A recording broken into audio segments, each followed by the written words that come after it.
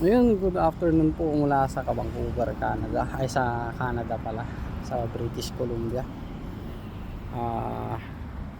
Walang magawa ngayon, November 27. Alas 2 na ng hapon.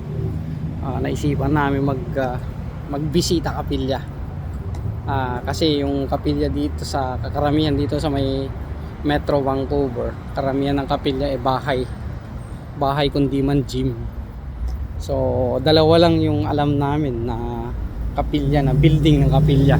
So isa ron sa Burnaby, na usually nakikita nyo sa mga pictures or videos ko.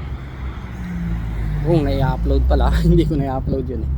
So ngayon naman pumunta namin to. Medyo malayo-layo, 2 hours, parang 2 hours 30 minutes ang biyahe pag commute. Pero pag may sasakyan siguro pangalan nito, mga 1 hour siguro by approximate. So ito yung kapilya ng Iglesia ni Cristo dito sa Suri. Ito yung malaking kapilya nila, yung luwag ng car park. Ayan. So ewan ko kung papapasukin tayo dyan.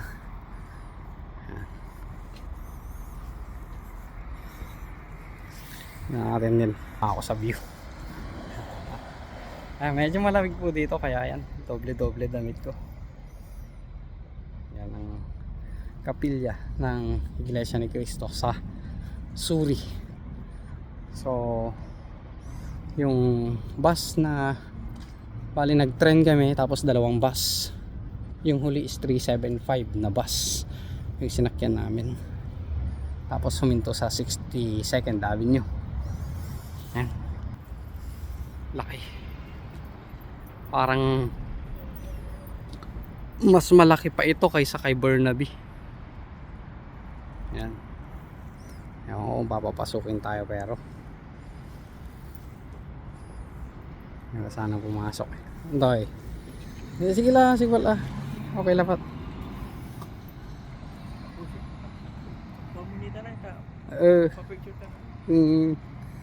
Yan.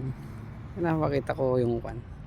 So mga kapatid dyan na Iglesia ni Cristo, shout out sa inyo. Yan ang Suri, kapilya ng Suri.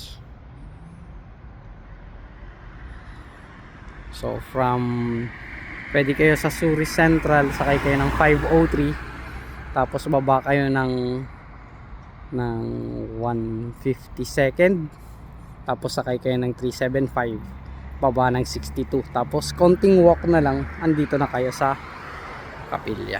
So hanggang dyan ang aking maikikwento sa ganap ko ngayong araw na to, November 27, Wednesday. Maraming salamat sa panonood.